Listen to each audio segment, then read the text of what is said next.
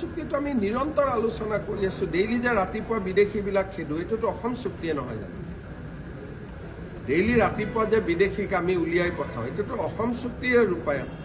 যে সীমান্ত দি কোনো বিদেশী সোমাব নোৱাৰে এইটোতো অসম চুক্তিৰে শ্লোগান নহয় জানো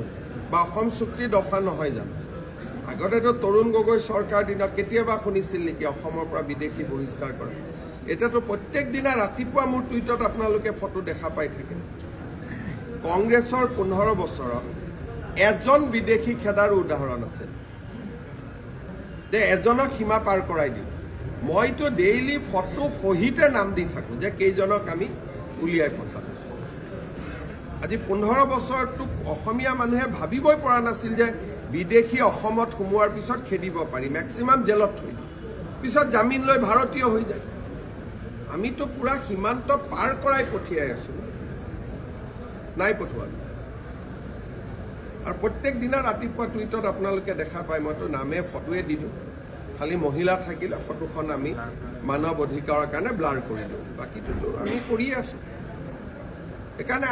আমি যথেষ্ট কনফিডেন্ট আমি জানো যে নিৰ্বাচনত বিজেপি দলে আমাৰ মিত্ৰ গোষ্ঠীৰ হৈ